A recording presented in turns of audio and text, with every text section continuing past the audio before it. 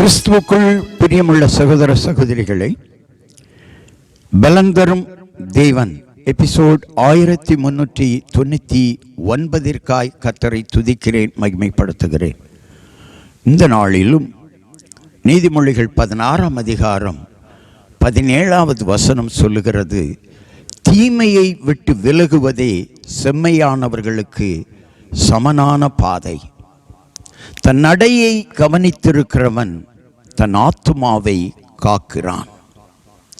தன் நடை என்பது வாழ்க்கை, செயல்கள். தீமையை விட்டு விலகிவிட வேண்டும். அதுதான் செம்மையானவர்களுக்கு சரியான பாதையாக அமையும். இன்றைக்கு அநேகர் தீமை செய்து வாழ்ந்து வருகிறார்கள். மணிப்பூர் மாநிலத்திலே அநேக குடும்பங்கள் கண்ணீரோடு வாழ்ந்து கொண்டிருக்கிறது. காரணம் என்ன? அவர்கள் தீமைகளை சந்திக்கிறார்கள். தீமை செய்கிறவர்கள் அவர்களுக்கு தீங்கு செய்கிறார்கள்.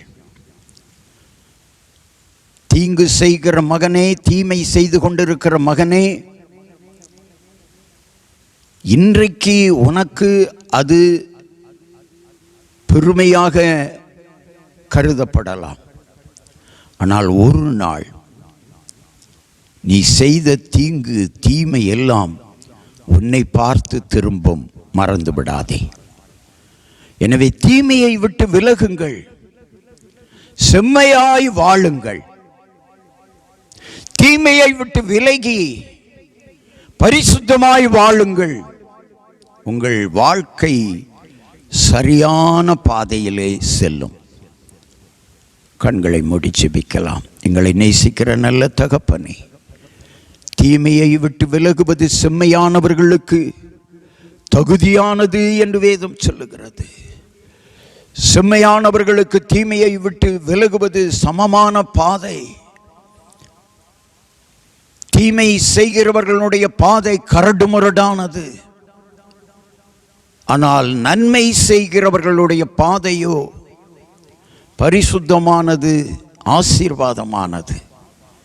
தீமையை விட்டு விலகுங்கள், பரிசுத்தமாய் வாழுங்கள். உங்கள் தொழில், உங்கள் வாழ்க்கை, உங்கள் குடும்பம், உங்கள் பிள்ளைகள், உங்கள் வேலை, உங்கள் வியாபாரம், உங்கள் கடை ஆசீர்வதிக்கப்படும். இயேசு கிறிஸ்துவின் நாமத்தில் ஜெபிக்கிறேன் பிதாவே, ஆமென்.